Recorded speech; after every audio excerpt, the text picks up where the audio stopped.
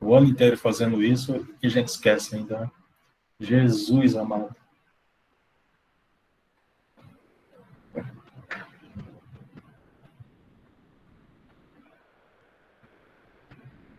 Aí, minha filha, tá devagar hoje. Vamos gravar esse negócio logo. Aí, muito bem. Vamos nessa. Gente, então, nós vamos começar a falar de outras classes antihipertensivas, entre eles os agentes simpatolíticos, né? Antagonista beta-adrenérgicos. Os bloqueadores beta, nós já vimos lá atrás, né? E falamos deles. Então, a gente vai só comentar mais a nível de antihipertensivo, né? Qual é o mecanismo antihipertensivo de um bloqueador beta? São 4 os mecanismos, né, que justifica o uso antihipertensivo. O primeiro, o bloqueio de beta-1 no coração. Por que, se eu bloquear o beta-1 no coração, eu vou ter um efeito antihipertensivo?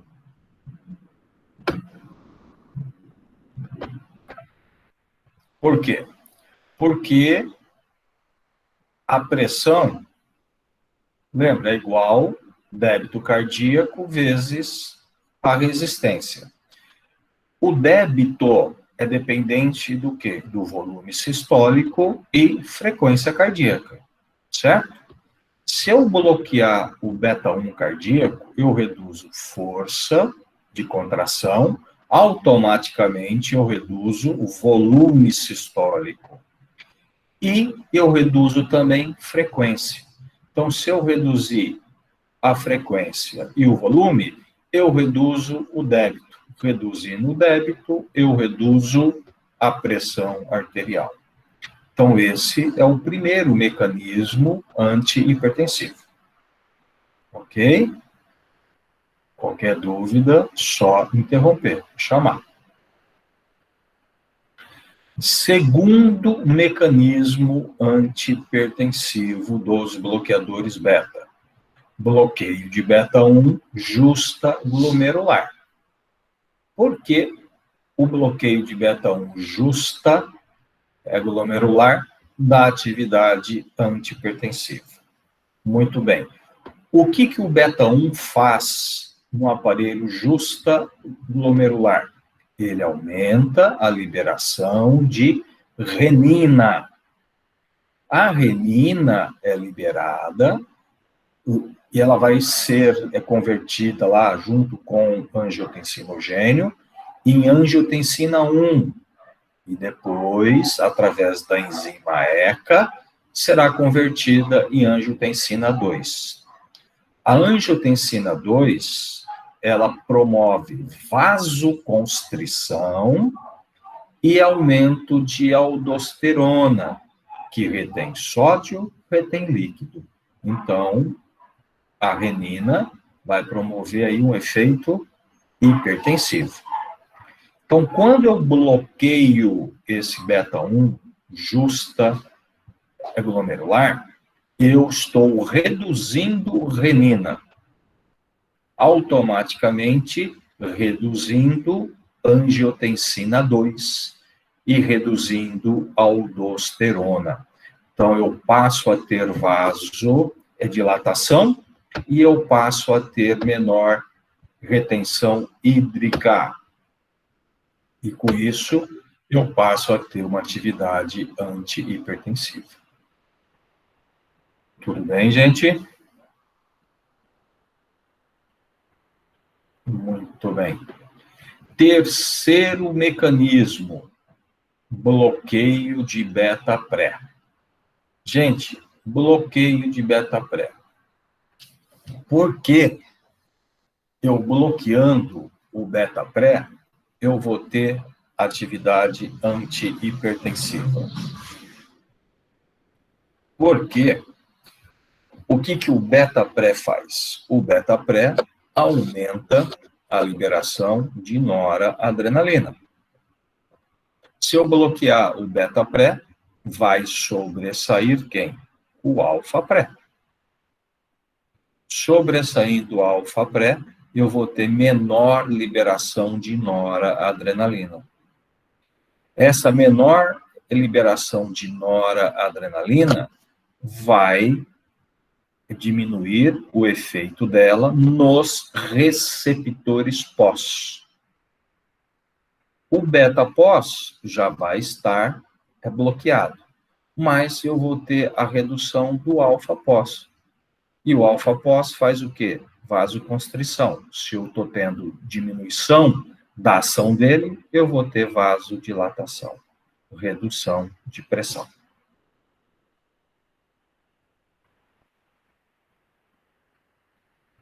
Tudo bem, gente? E o quarto e último mecanismo, aumento da biossíntese de prostaglandinas. O bloqueio beta,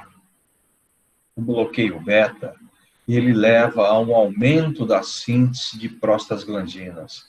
E prostaglandinas são vasodilatadoras, principalmente a nível renal, aumentando a perfusão renal, aumentando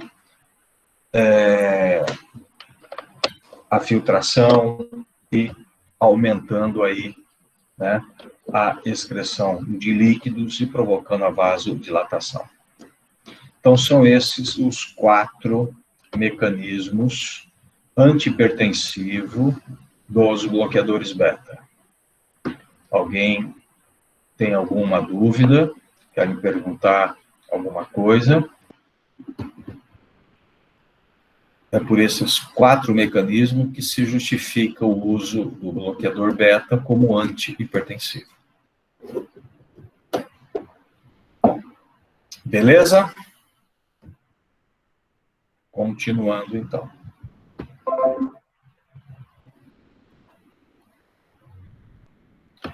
Efeitos adversos, né, dos bloqueadores beta e precauções.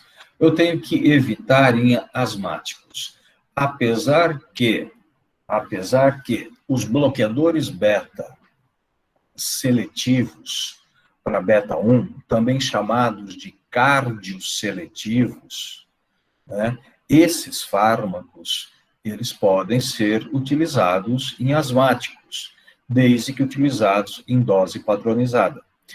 Agora, porque sempre que houver um aumento de dose, ele deixa de ser seletivo, e aí ele pode sim também bloquear o beta-2.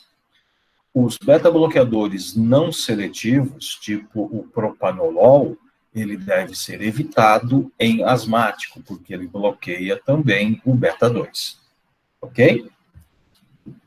Disfunção do nó sinoatrial ou nó atrioventricular. Pacientes que têm alguma disfunção desses nós, o nó sinusal é o que gera o impulso cardíaco, né? É o nosso marca-passo.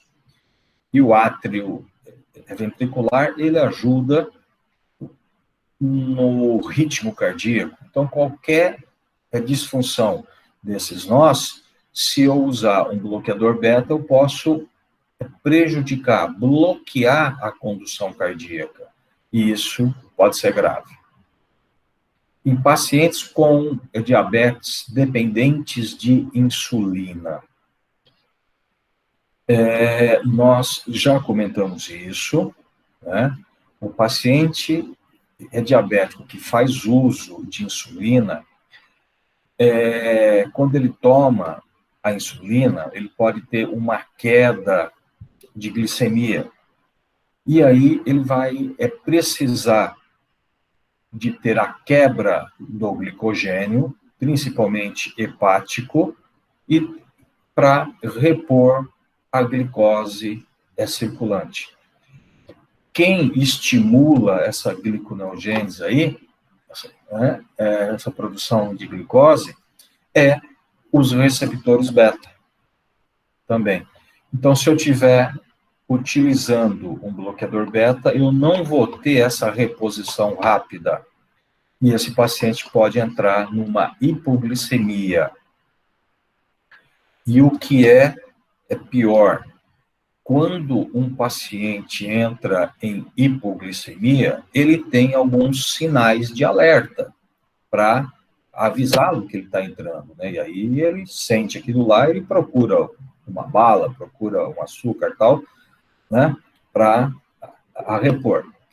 Mas esses sinais são principalmente taquicardia, tremores e sudorese.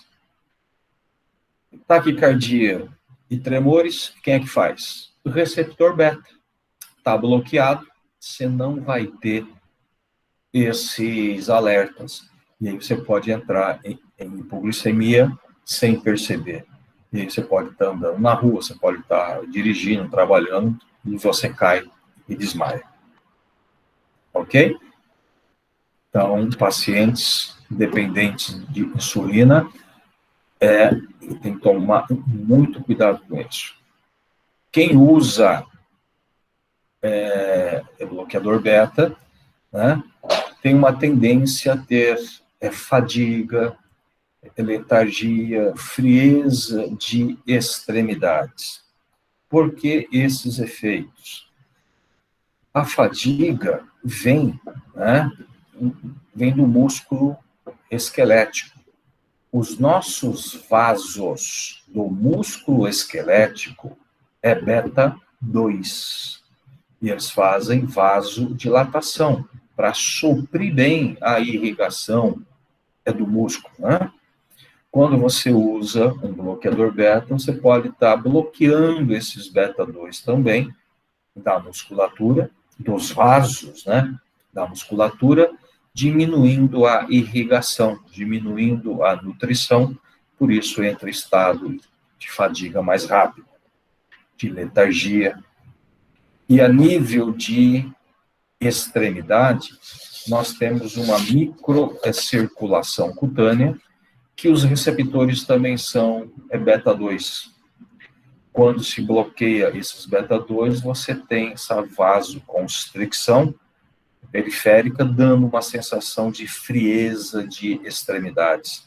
Ponta de dedo, de orelha, de nariz, fica mais frias, tá? Pela vasoconstricção. E esses bloqueadores beta lipossolúveis, se é lipo, ele vai conseguir chegar até o nosso cérebro. E aí ele pode produzir insônia e pesadelos. Não sabemos a razão disso. Não sabemos, tá? Então, quando acontecer essas coisas de insônia, de pesadelo, aí então é melhor substituir por outro mais hidrossolúvel. Tudo bem? Os bloqueadores beta também induzem alterações no perfil lipídico, né? Eles aumentam os triglicerídeos.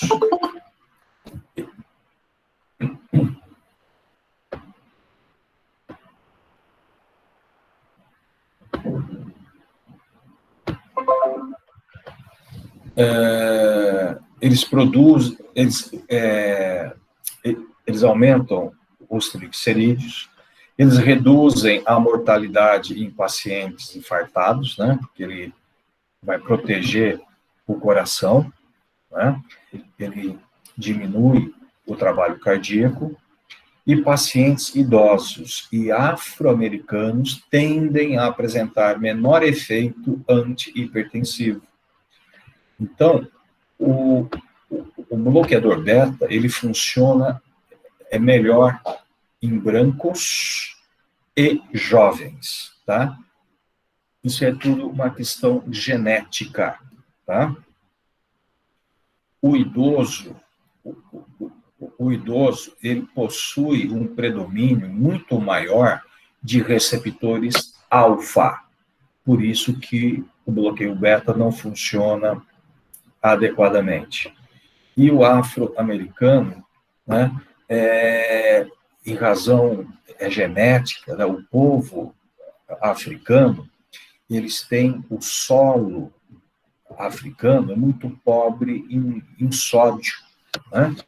Então, geneticamente, eles têm um reaproveitamento muito maior de sódio.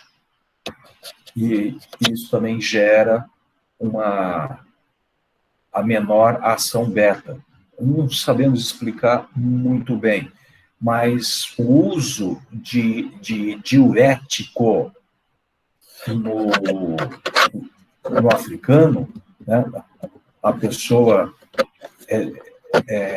a pessoa negra, tá? Funciona muito bem, tá? Que é justamente evitar essa reabsorção excessiva de sódio, tá? Ok?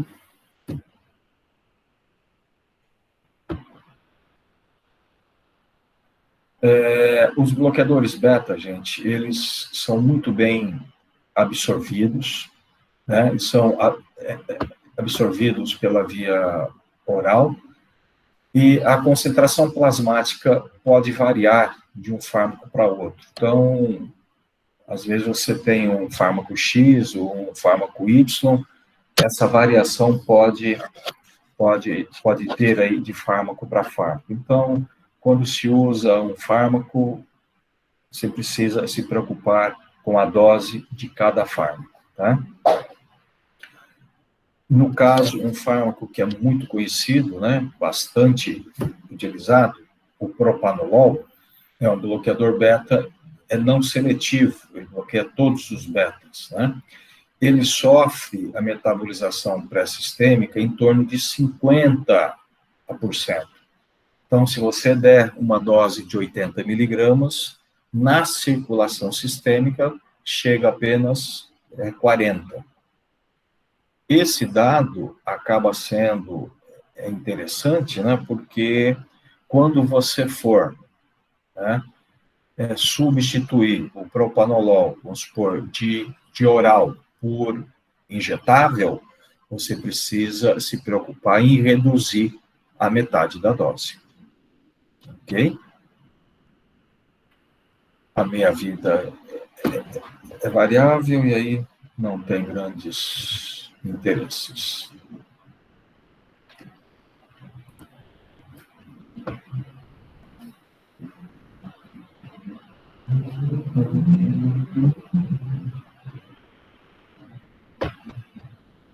Aqui é só alguns exemplos, né, de fármacos beta-bloqueadores. Gente, é uma coisinha que não está aqui, eu vou pedir que vocês anotem, apesar de a gente ter já falado disso lá atrás em SMA. Sempre que eu tiver um paciente utilizando um bloqueador beta, né, eu não posso interromper o tratamento de forma brusca, tá?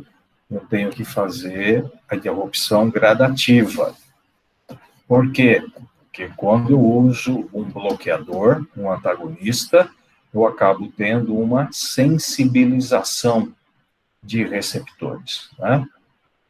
Então, se eu interromper de forma brusca, eu vou ter muitos receptores livres, e aí eu posso ter complicações cardíacas, tá?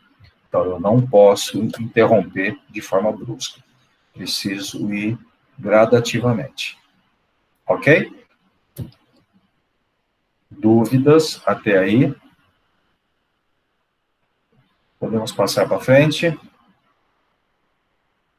Quem cala, consente. Vamos nessa.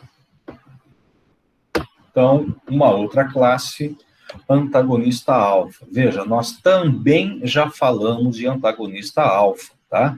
Então, eu vou só dar uma fala curta sobre eles, tá?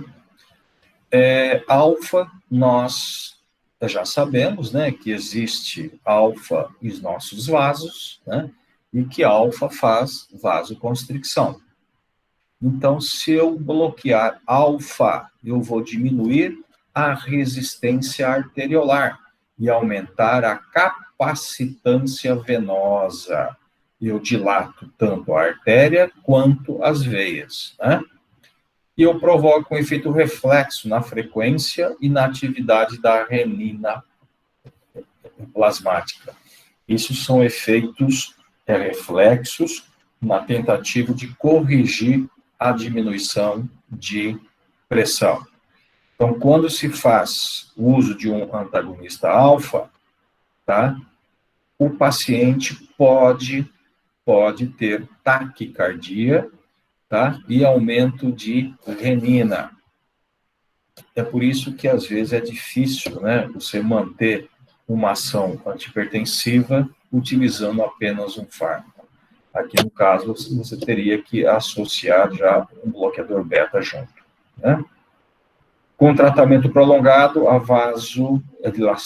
vasodilatação persiste, enquanto o débito, frequência e a renina retornam a valores normais. Então, com a persistência ao tratamento, a tendência é normalizar. Mas muitos pacientes acabam não normalizando. Esses antagonistas alfa, eles podem causar hipotensão postural, né, que é aquela sensação de queda brusca de pressão a hora que você muda de posição. Você está, principalmente quando se está deitado e levanta rapidamente, né? Aí você acaba, então, tendo aí essa hipotensão, né? Por quê? Porque os alfas das carótidas também estão bloqueados. E a hora que você muda em posição, fica em pé, a tendência é do sangue ele cair. E por falta de ação de alfa rápido, né, porque está bloqueado, você não consegue impulsionar o sangue de volta para o cérebro, né? E aí dá aquela sensação de tontura. E muitas pessoas podem cair, podem se machucar. E eles também podem gerar a retenção de sal e água. Aí, muitas vezes, você precisa também associar aqui diuréticos, né? Diminui as concentrações de triglicerídeos e LDL, e aumentam HDL. Esse efeito aqui é benéfico, né? É muito bom. E ele persiste mesmo quando você usa o diurético tiazídico associado. Então, é um efeito benéfico, né, que esses antagonistas alfa têm, de diminuir o triglicerídeo, diminuir o LDL, que é o colesterol ruim, e aumentar o HDL, que é o colesterol bom. Aqui não interessa. Gente, hoje, esses antagonistas alfa, né, eles, para a hipertensão, eles praticamente são muito pouco utilizados, né? Muito pouco. Uma que você dificilmente você consegue controlar uma hipertensão utilizando ele. Você vai precisar de vários fármacos associados, né? E aí, então, você acaba utilizando outros. Então, com novos fármacos, esses antagonistas alfa foram perdendo o mercado. Só que, como eu já falei para vocês lá atrás, também, com o uso deles, foi descoberto, né, que o receptor alfa é que gera uma hiperplasia de próstata. Então, ao utilizar um antagonista alfa, né, você acaba bloqueando a hiperplasia de próstata, benigna. E isso é muito útil em pacientes idosos, né, que tem esse aumento de próstata. Então, você tem até um pouco de reversão dessa hiperplasia e um relaxamento de esfíncter. Isso ajuda muito esses pacientes. Então, esses antagonistas alfa deixaram muito de ser utilizados na cardiologia e são bastante utilizados hoje na urologia. Ok? E hoje nós temos também antagonista alfa e beta. Entre eles, o labetalol e o carvedilol. O carvedilol, gente, ele foi aprovado para o tratamento da hipertensão e insuficiência cardíaca sintomática. Então, o carvedilol é bastante utilizado na clínica hoje. O carvedilol, apesar dele ter um efeito bloqueador alfa e beta, mas ele é considerado muito mais um bloqueador beta do que alfa, tá? Muito mais beta. A proporção é de 1 para 10. 1 alfa para 10 beta. Então, você vê que ele é muito mais um bloqueador beta. Aliás, na medicina, a gente fala que o carvedilol é um bloqueador beta, tá? Muito bem. E aí, é o que a gente usa. Não tem muito mais coisa interessante. Agora, gente, tem alguns agentes antipertensivos de ação central.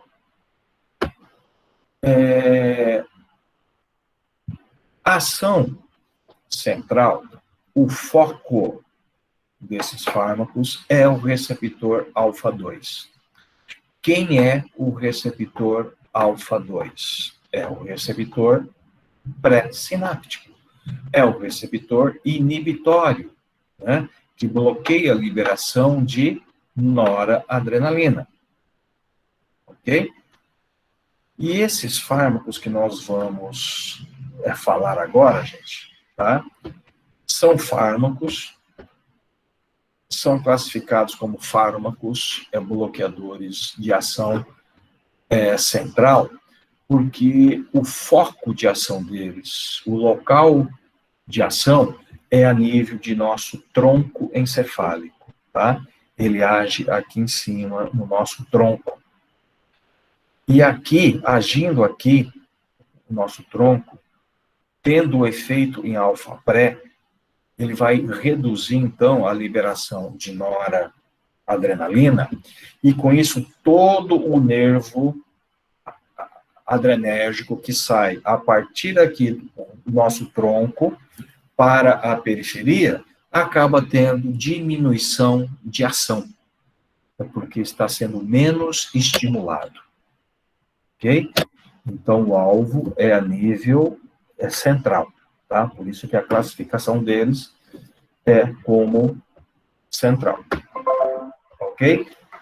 Então, eles ativam a proteína G inibitória, né, se ligando ao alfa-2, inibição da adenil ciclase, diminuindo o AMPC, que é o segundo mensageiro, ativação de canais de potássio, promovendo hiperpolarização na membrana, deixando a membrana mais negativa. E se ela fica mais negativa, ela não despolariza, não gera, então, estímulo. Tá? E inibe também os canais de cálcio. E sem a entrada de cálcio, não ocorre a liberação de noradrenalina. Então, o alfa-2, a nível central, ele gera uma hiperpolarização a nível de neurônios adrenérgicos e inibe a entrada de cálcio, não deixando ter a liberação do mediador. Um exemplo desses fármacos de ação central é a metildopa. Gente, a metildopa, ela já foi utilizada como hipertensivo, estou falando aí de uns 30 anos atrás, 35 anos, era um carro-chefe. Era o fármaco muito utilizado, praticamente mais utilizado. A gente vendia isso aí em toneladas, né? Isso por quê? Porque você não tinha outras opções, né? Então, se vendia muito. Hoje, como antihipertensivo, ela deixou muito, né, de ser utilizada em razão de outros fármacos melhores, com menor efeito adverso, né? E aí, então, ela caiu muito no uso como antihipertensivo. Mas ela está aí ainda, ela está aí. E ela, hoje, ela é bastante utilizada, e vocês vão ver isso na vida prática de vocês, na hipertensão gestacional. Por que na hipertensão gestacional? Porque a grande maioria dos fármacos atuais que nós temos aí para hipertensão são fármacos teratogênicos, são fármacos que não podem ser utilizados em gestante, né?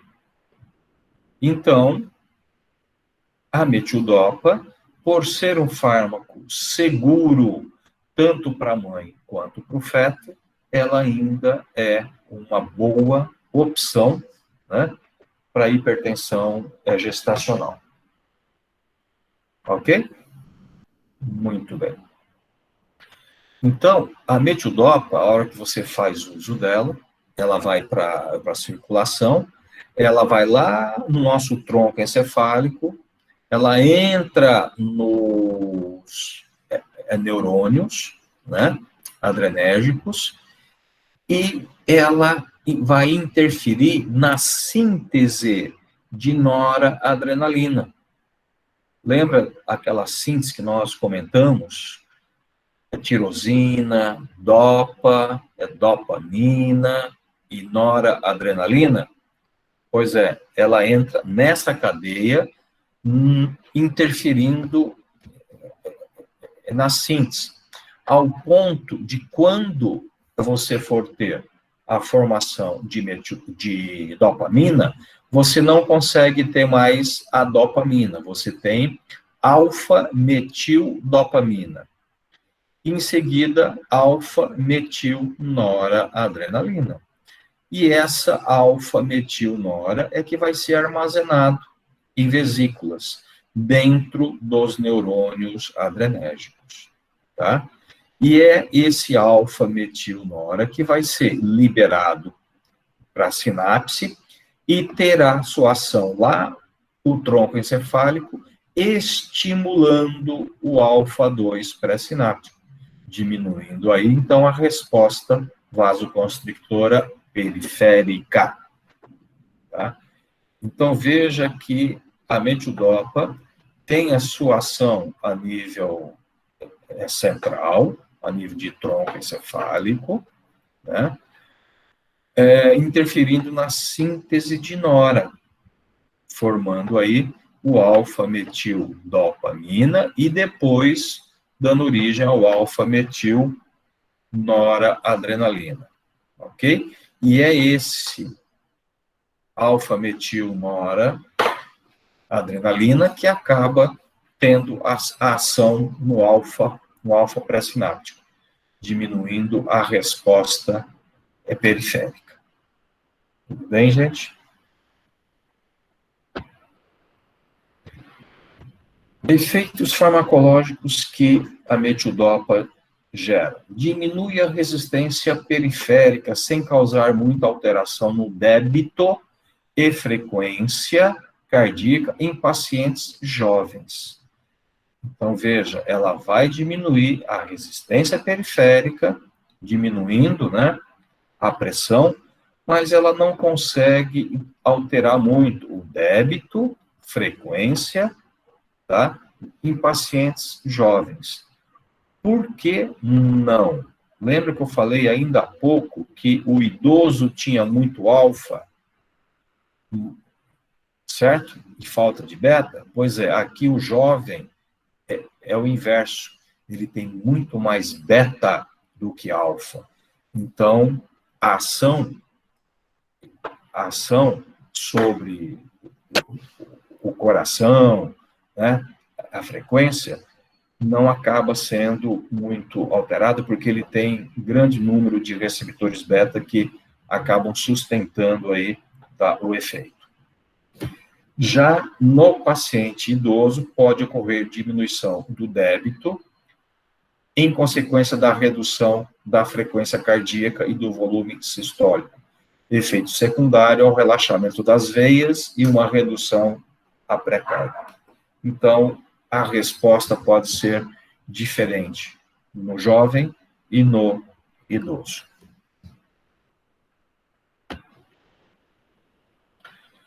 A metildopa, ela causa também hipotensão postural menos frequente, mas pode provocar, tá? Principalmente o paciente idoso, ele precisa ser alertado se faz uso da metildopa, que ele pode ter essa hipotensão. Então, esse paciente tem que saber se ele está deitado, ele precisa primeiro sentar, esperar e levantar devagar com apoio, senão ele pode cair. E uma queda no paciente idoso é perigoso, né? Pode ter fraturas. Se por acaso a metildopa gerar alguma hipotensão grave, ela com expansão de volume. Então, põe lá aquele paciente num soro e você reverte, tá? O fluxo sanguíneo renal é mantido, função renal inalterada. A metildopa pode produzir o que a gente chama de pseudotolerância. Alguns pacientes, quando começam a utilizá-la, eles vão ter um efeito percebido logo, né? A pressão reduz, tal, mas em alguns dias você começa a perceber que a pressão começa a se alterar novamente, vai subindo lentamente.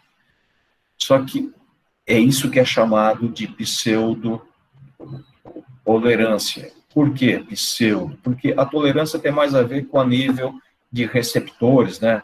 Sensibilização, dessensibilização. Aqui nesse caso, não. É que a metildopa pode promover um efeito reflexo de retenção hídrica. E essa retenção hídrica é que leva ao aumento de pressão.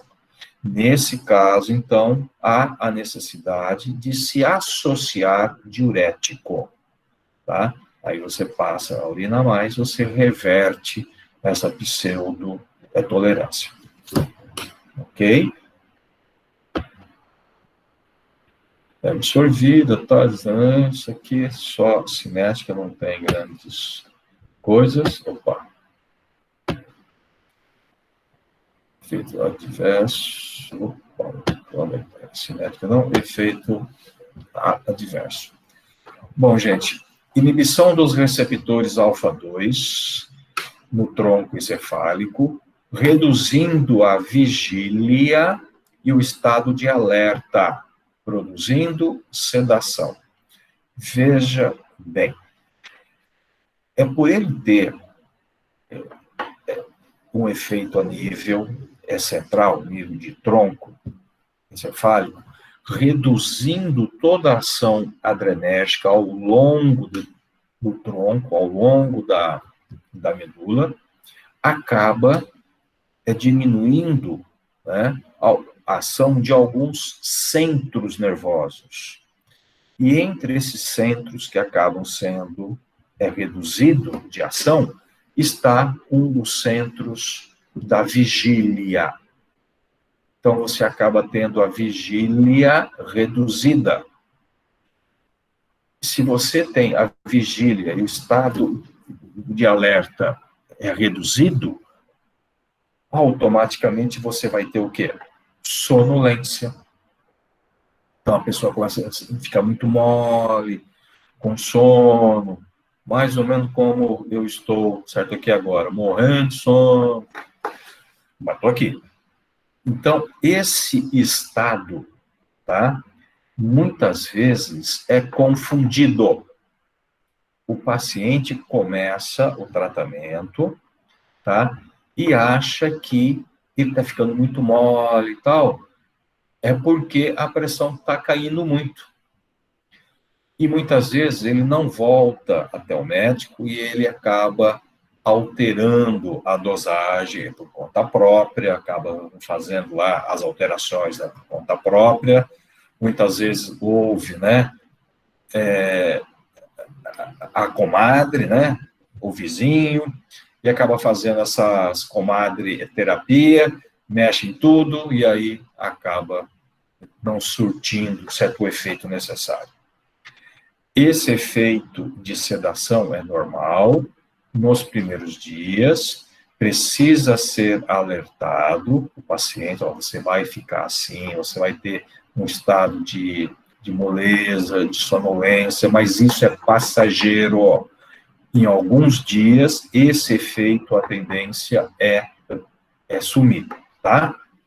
É a mesma coisa quando você usa aí um Dramin, um Polaramine, né? Que está acostumado a tomar um antialérgico, sente aquela sonolência, né? Quando toma. Mas depois de alguns dias, você pode perceber, tá, que esse efeito vai sendo reduzido.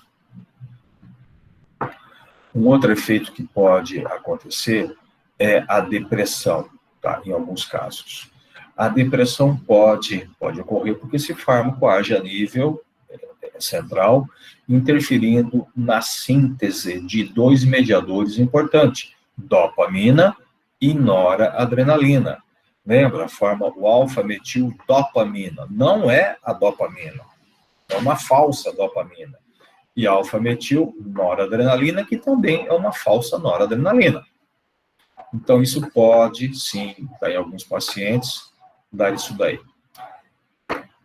Existem alguns centros medulares também que são responsáveis pela salivação e que também é inibido pela ametidopa, e pode provocar, em alguns pacientes, xerostomia, tá? Todo mundo sabe o que é xerostomia?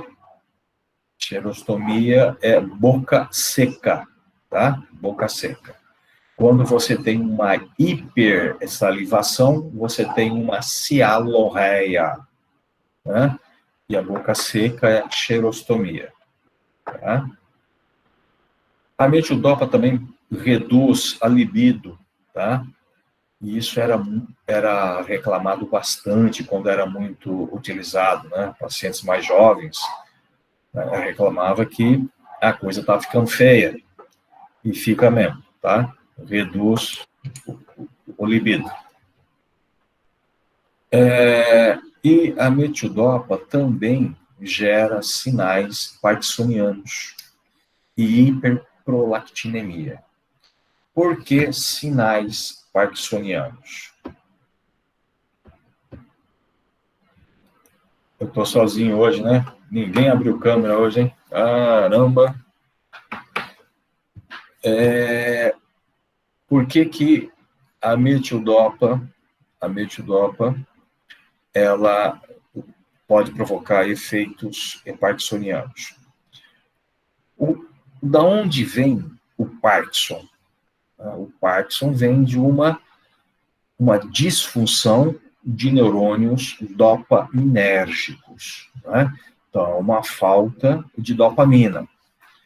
E lembra que a metildopa, ela interfere na síntese de dopamina, não é? Formando o alfa-metil-dopamina. Então, essa redução de síntese de dopamina pode gerar, em alguns pacientes, alguns efeitos parkinsonianos. Mas veja bem, é apenas efeitos parkinsonianos, ela não leva ao Parkinson, tá? Gera lá uns tremor, um pouquinho de rigidez, mas feito a correção de dose ou a interrupção, esses efeitos somem, tá? Somem tudo. Então, pode provocar. E a prolactinemia, o aumento da prolactina, é porque na hipófise a dopamina inibe a liberação de prolactina, né? Então, se você estiver diminuindo a síntese de dopamina, você vai ter aumento da prolactina, né? E o aumento da prolactina leva a ginecomastia e galactorreia, né? A ginecomastia é o aumento das mamas, né? Principalmente em homens, né? E a galactorreia, aumento do leite. Beleza? Por falar em aumento de leite, hoje eu não sei dizer se ainda é utilizado. Acredito que não, porque esse fármaco é horrível. Mas se usou bastante o Plasil como fármaco para aumentar a produção de leite no pós-parto, tá? Se usou bastante isso. E por quê? Porque o Plasil, ele também é um bloqueador de receptor de dopamina. Então, ele bloqueia a dopamina na hipófise, aí você aumenta a prolactina e aumenta a produção e a secreção de leite. Ok? Muito bem.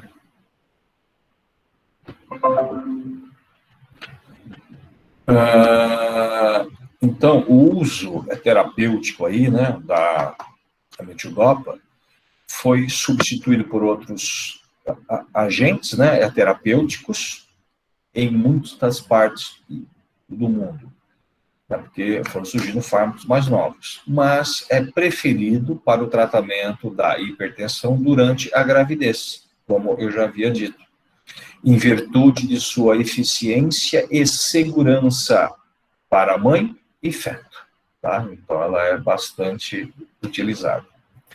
Uma coisa, gente, que não está aqui, é bom vocês anotarem também aí, que a metildopa, ela pode provocar duas coisas que é preocupante e que o médico tem que ficar atento. Uma é anemia hemolítica, tá? É difícil? É, mas existem relatos, pode acontecer, então tem que ser vigiado, tá? Na primeira manifestação de anemia, suspender imediatamente.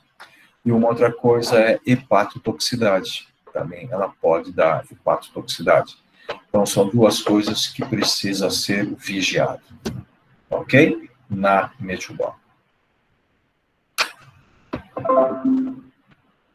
Gente, um outro fármaco também de ação central, praticamente faz a mesma coisa que a metildopa, é a clonidina.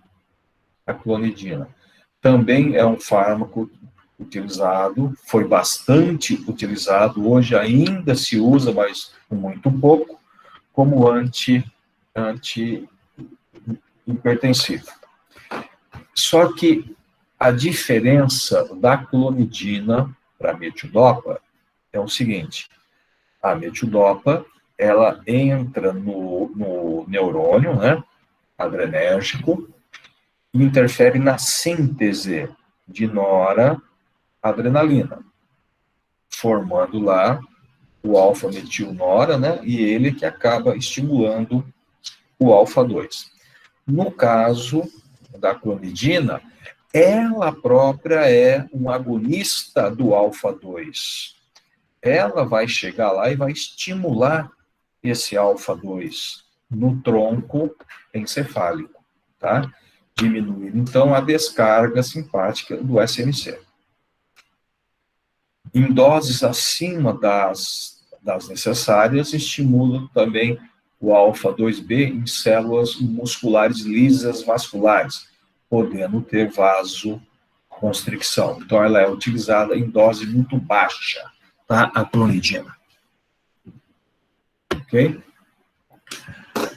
Reduzem a pressão arterial por ação sobre o débito e a resistência periférica, né? Porque ela vai diminuir a descarga simpática para a periferia, né? Diminuindo, então, a pressão por ação sobre o débito cardíaco e a resistência. Então, ela tem uma ação diminuída sobre receptores beta e receptores alfa.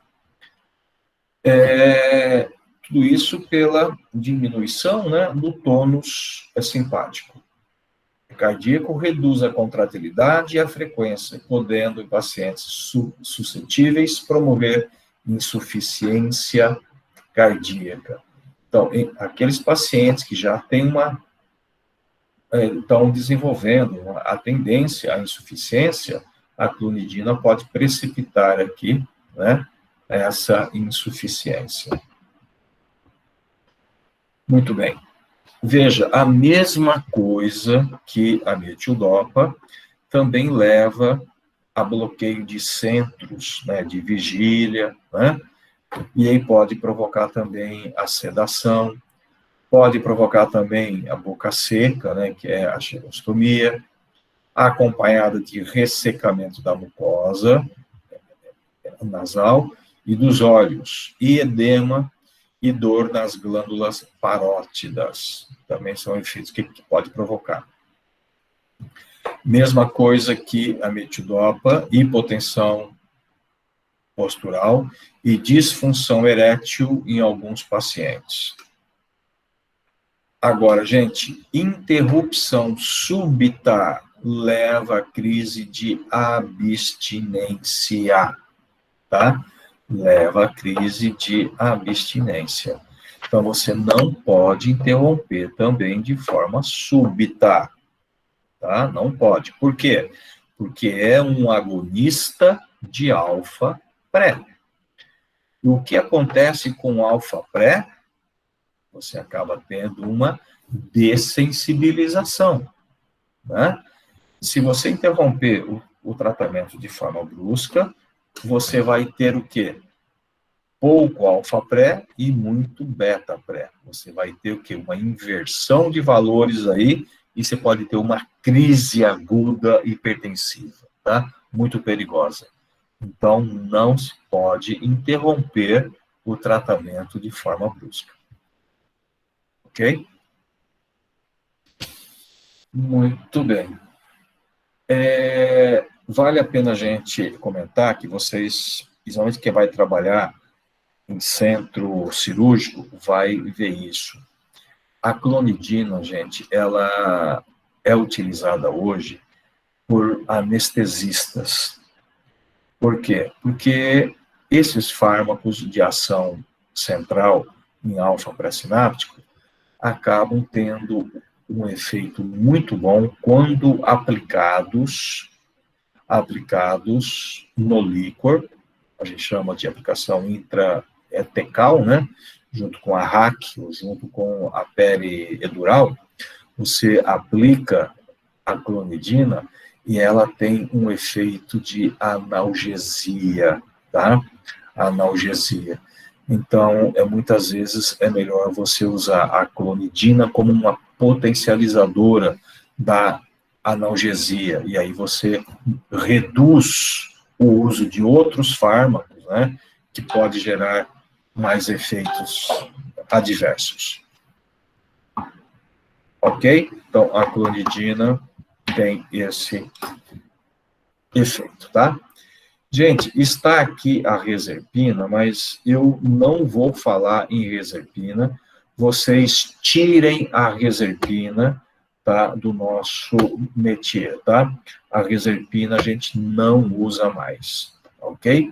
A gente não usa mais a reserpina. Tudo bem? Muito bem. Uma outra classe bastante utilizada é o antagonista ou bloqueador do canal de cálcio. Gente, tem bastante assunto para falar aqui de canais e tal, mas eu vou resumir para vocês, tá? Eu vou no que interessa, tá? Sobre esses fármacos. Depois vocês, pela gravação, vocês filtram aí o interessante. É o seguinte, gente, nós temos canais de cálcio, né? Em todos os nossos músculos, inclusive o coração, né? Nos nossos vasos, nós temos canais. Existem dois tipos de canais. Tem o canal L e canal T. Tá? No sistema arterial, há um predomínio de canal L. Tá? Esse canal L e canal T. No lado arterial, predomínio do canal L, tá? Arterial, e canal T no lado venoso, tá? Aqui está faltando uma vírgula aqui, está dando um mau entendimento, tá? Então, no lado arterial é o predomínio de L, tá? E no lado venoso é o canal T. Então, L arterial e T é venoso. Ok? Muito bem. Existem duas grandes classes de fármacos, tá?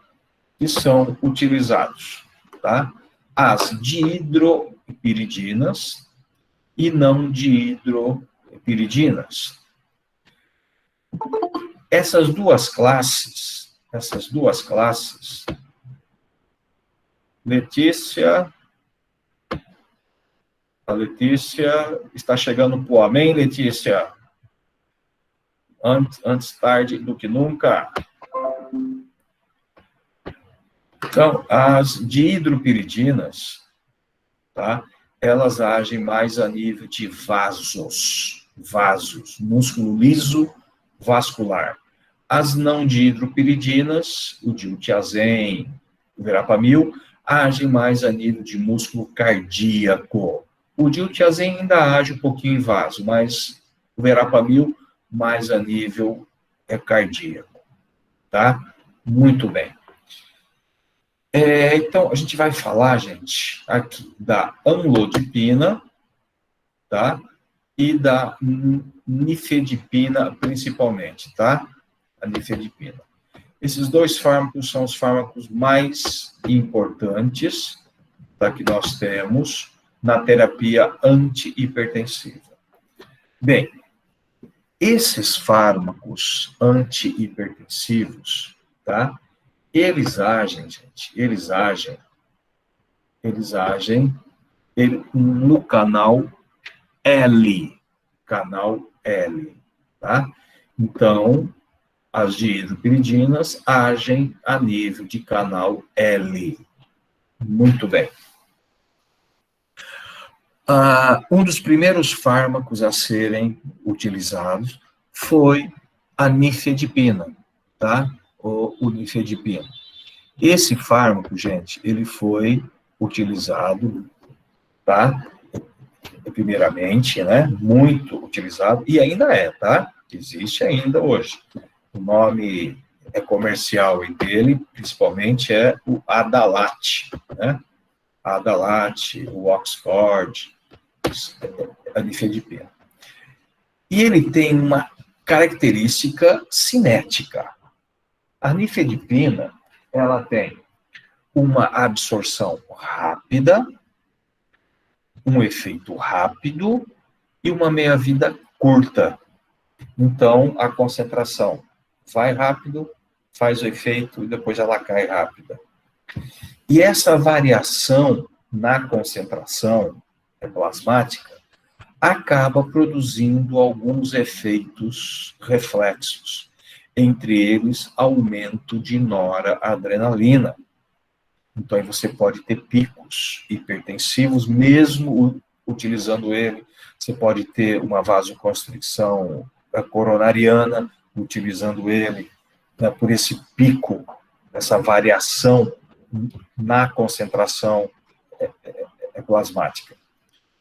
E quando perceberam isso, eles tentaram, então, fazer a nifedipina com uma preparação cinética de liberação lenta, né?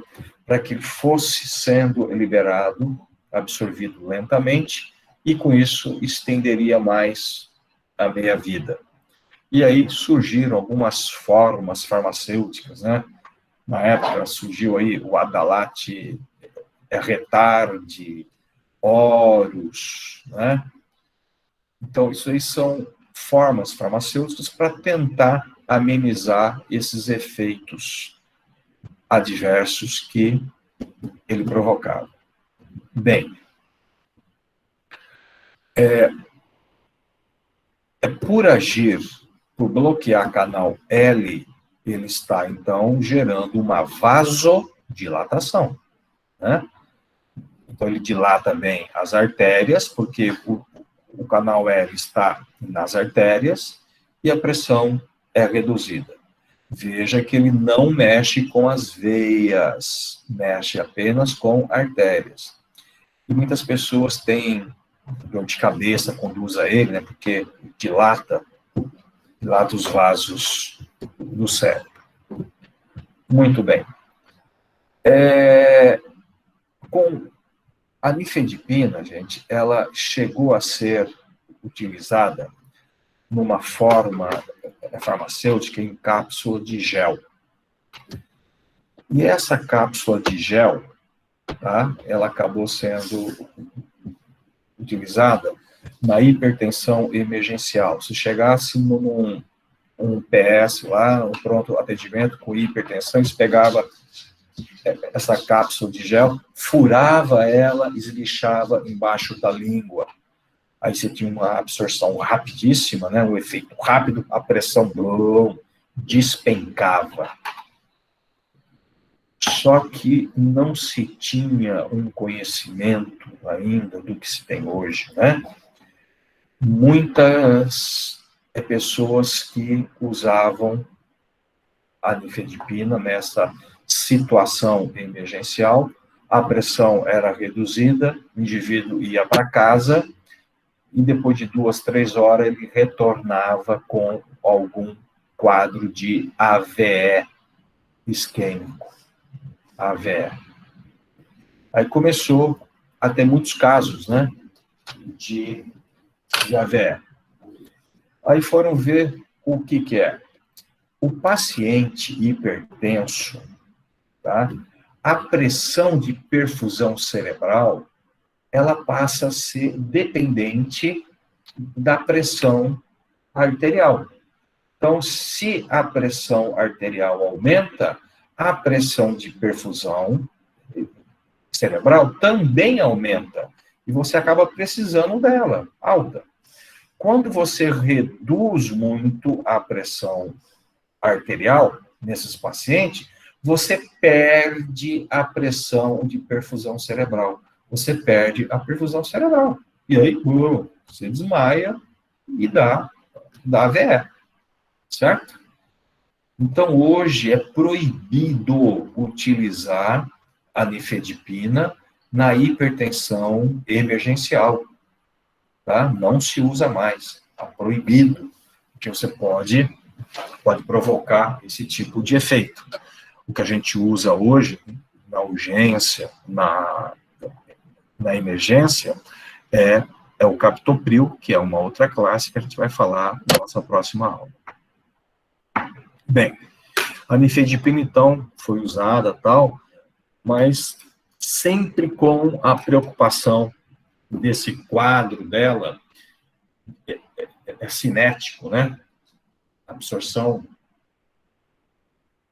é muito variável, absorção rápida, mesmo com a preparação de liberação lenta, você não conseguia ter uma homogeneidade. Então, aí a indústria começou a trabalhar e surgiu aí aquele outro fármaco, que é a amlodipina. A amlodipina, gente, é muito utilizado hoje, tá? Muito, principalmente em paciente idoso. E qual a diferença dela? Ela tem uma absorção lenta e uma meia-vida longa. Basta uma única dose diária, tá? E o início de ação dela é lenta. Ela começa a ser absorvida bem lentamente, começa a agir lentamente, né? E age por mais tempo. E aí, então, não gerando os efeitos adversos que a nifedipina exercia. Tá? Então, isso é muito bom, muito bom. Então, houve uma aceitação muito grande, né, desses pacientes, e passou a ser utilizado, e a gente usa isso aí muito hoje. Ela só pode produzir um efeito adverso que pode acontecer, principalmente em paciente mais idoso e no paciente com pouca mobilidade. Aquele paciente que anda pouco, né, que não se exercita, que não anda, tal, pode dar, que é o que a gente chama de edema maleolar ou edema pré-tibial. Esse edema, gente, acontece, como o próprio nome diz, maleolar. Onde é que nós temos o maléolo? Onde está o maléolo? Quem é que recorda o que é maléolo?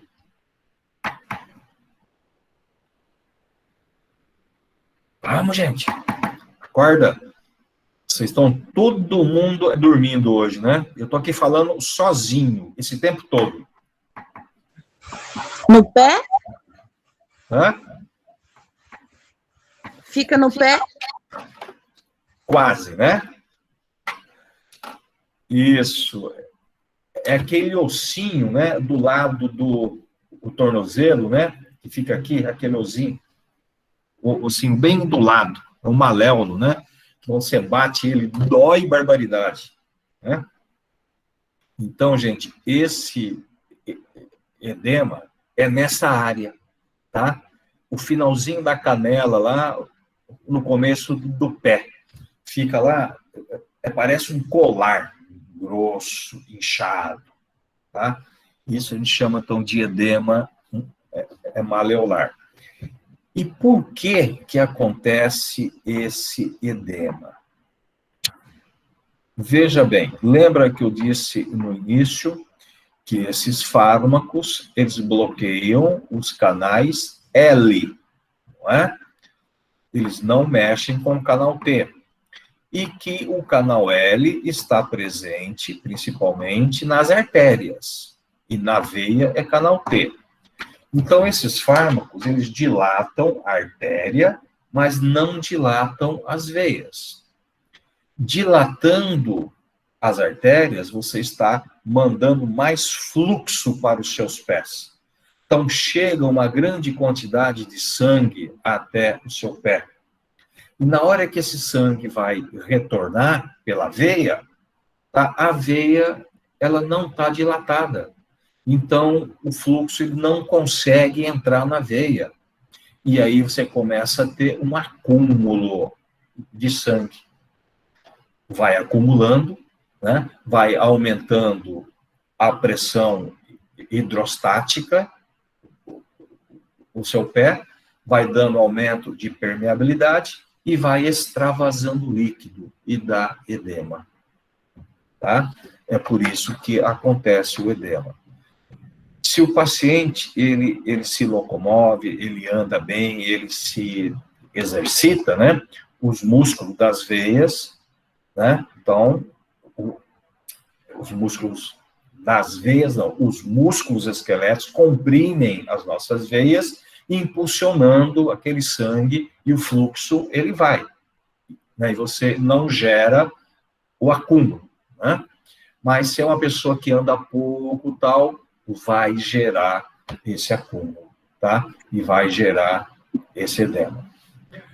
Esse edema... Oi? Esse edema, ele influencia no cálculo do ITB ou não?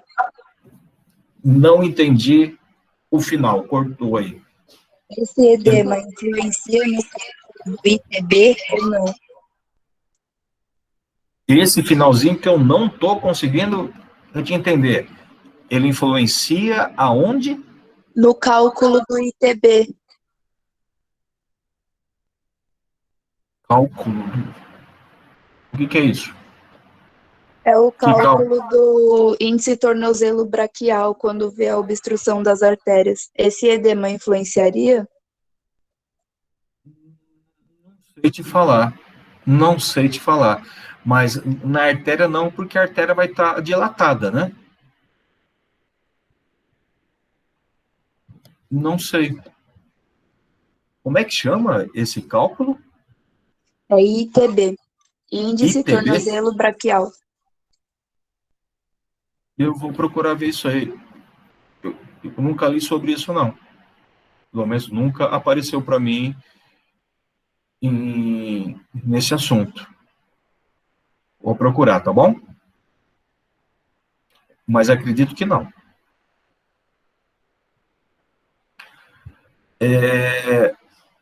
Quando esse paciente tem essa tendência, né, a isso, a gente associa um outro fármaco para dilatar também as veias.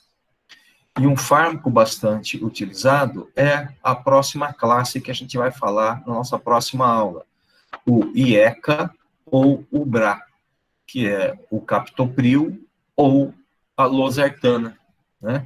Que são fármacos que dilatam também as veias. Então, aí as veias dilatam, o fluxo passa e você reduz ou evita a formação desse edema pré-tibial. Ok, gente? Esses fármacos, gente, eles funcionam, tá? Muito pouco em pacientes jovens, em paciente até os 40 anos, a resposta terapêutica é em torno de 20%, muito pouco, não funciona. De 40 a 60 anos, aumenta um pouquinho para 50% de resposta. Agora, quando você usa esse fármaco em paciente acima de 60 anos, a resposta aumenta para 80%. Tá? E por que isso? Dois motivos para isso. O principal é o que nós já comentamos hoje. Pacientes jovens, há um predomínio de receptor beta. E no paciente idoso, o predomínio é de receptor alfa. E alfa, para manter a vasoconstricção, precisa de cálcio. Sem cálcio, você não vai ter a ação do alfa, você perde a ação do alfa, e aí você vai ter uma vasodilatação muito maior. No jovem, é beta, certo? É pouco alfa, então não vai agir adequadamente.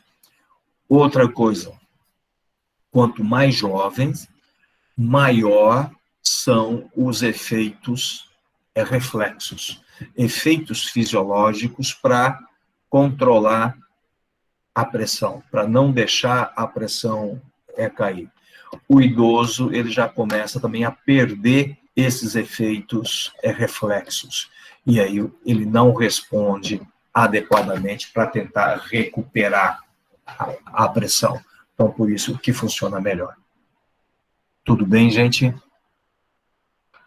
Então, essa classe de antagonista de canal de cálcio, eu quero chamar a atenção para vocês, que a gente usa são as dihidroepiridinas, entre elas a nifedipina e amlodipina. Agem mais em músculo liso, vascular. são os bloqueadores de canal L, portanto, agem mais a nível arterial, tá? A grande diferença da nifedipina para a amlodipina é cinética. A nifedipina, ação rápida, meia-vida curta.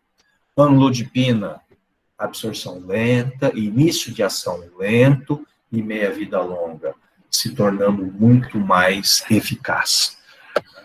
Ok? E produzindo aí o edema pré-tibial, que vocês já sabem o que é, e controla com atividade física ou utilizando fármacos que dilatem também as veias. Tudo bem, gente? Eu acabei. Dúvidas? Perguntas?